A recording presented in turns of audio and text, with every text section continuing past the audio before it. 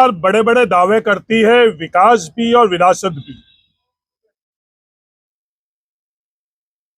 पर विरासत है क्या? क्या पत्थरों से बने हुए ये भवन विरासत है या और कुछ विरासत है? राजस्थान का रेगिस्तान, थार रेगिस्तान में विरासत क्या है हम लोगों की?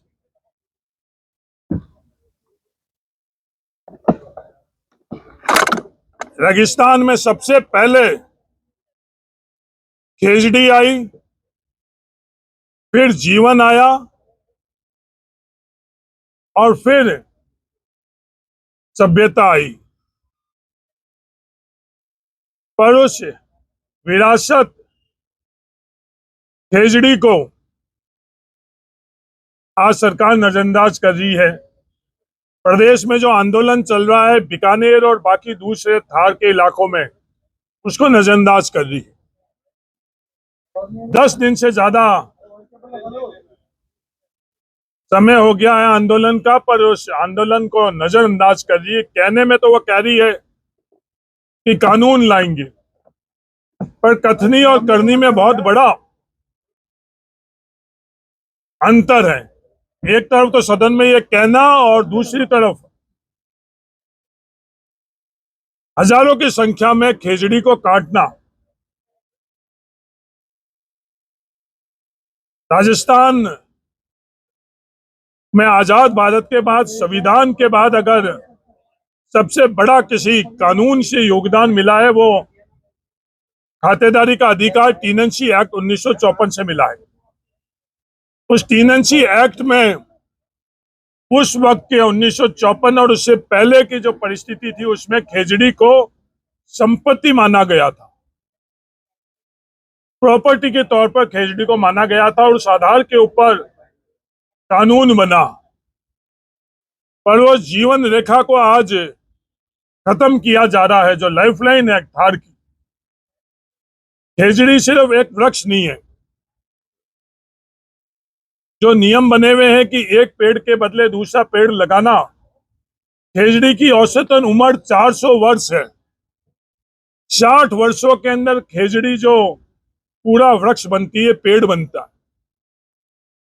जो 56वां काल था, अंग्रेजी वर्ष 1900, उस वक्त थार में रहने वाला किसी भी पृष्ठभूमि के इंसान तो प्रकृति ने हर प्रकार से अपने आप को पीछे कर दिया और इकलौता कोई हम लोगों को जीने के लिए आधी से ज्यादा आबादी उस अकाल के अंदर इस थार में रहने वाले लोग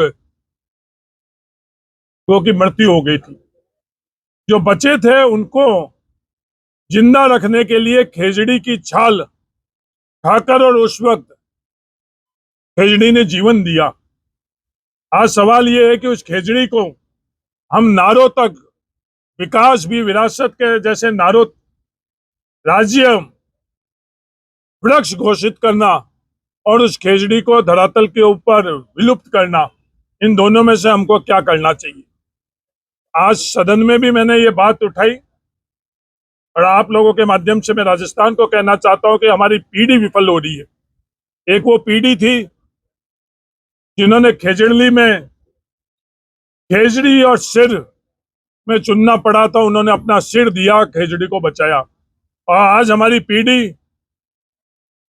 खेजड़ी नहीं बचा रही है, कुछ और चीजें लेने के प्रयास से आज मौन है, चुप है और कुछ हद तक वो खेजड़ी काटने के अंदर भी उनकी भूमिका है। तो खेजड़ी के संदर्भ में कानून भी बनना चाहिए और खेजड़ी को बचाना भी चाहिए। धन्यवाद। SIT भी बनी और अभी तो पूरे मामले में साफ नहीं हो पाया कि साध्वी प्रेमबाई ईसा की जो मृत्यु हुई, उस संदर्भ में जांच एजेंसी जांच कर रही है। FSL की रिपोर्ट और तमाम दूसरे पहलू से वो जांच चल रही है। मेरा उस वक्त भी ये कहना था कि राज्य सरकार अपने आप को असक्षम मानती है तो केंद्र की एजेंसियों से ये जांच होनी चाहिए, पर इसकी सच्चाई तक हम लोगों को जाना चाहिए। अभी तक इसका कारण सार्वजनिक नहीं हुआ। प्रतिभाशाली कम उम्र के अंदर वो साध्वी ने समाज को बहुत कुछ दिया, उनमें आस्था रखने वालों की बहुत बड़े तादाद में संख्या है, उनको न्याय मिलना चाहिए। सरकार ने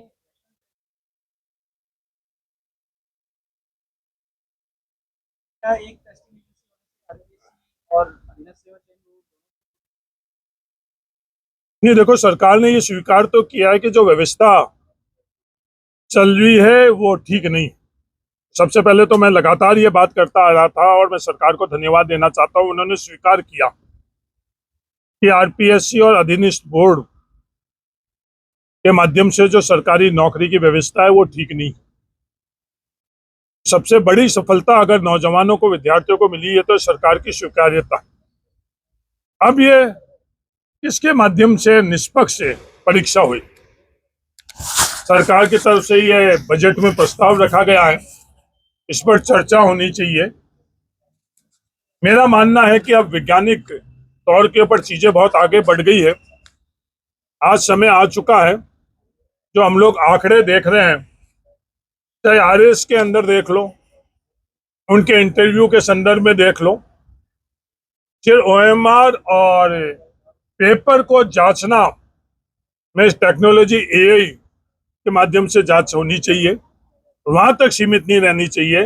हमारे पास ऐसे टूल भी आए हैं जिससे इंटरव्यू भी एआई के माध्यम से होना चाहिए, जिससे और जो भी हो रहा है वो पब्लिक डोमेन के अंदर समानांतर दिखना चाहिए। ये समय आ चुका है, हमको इस दिशा में भी सोचकर और निर्णय लेना चाहिए। क्या आरपीएससी और अधीनस्थ सेवा चयन बोर्ड की उपयोगिता कम हो जाएगी? नहीं, वो तो एग्जिस्ट ही नहीं करती, उनका अस्तित्व ही नहीं है, उनका अस्तित्व है ही नहीं, वहां से अन्याय ही हो रहा है। योग्य विद्यार्थियों को न्याय नहीं मिल रहा है, ये लगातार मैं पिछली सरकार के वक्त भी बोल रहा था और इस सरकार के वक्त भी बोल रहा हूं। आरपीएससी और अधीनस्थ बोर्ड से उन विद्यार्थियों को न्याय नहीं मिल रहा है। सर, बजट में कल बाड़मेर और जैसलमेर कुछ मिला क्या? बजट में राजस्थान को क्या मिला? जब राजस्थान को ही नहीं मिला तो बाड़मेर को क्या मिलेगा? बातें मिली है।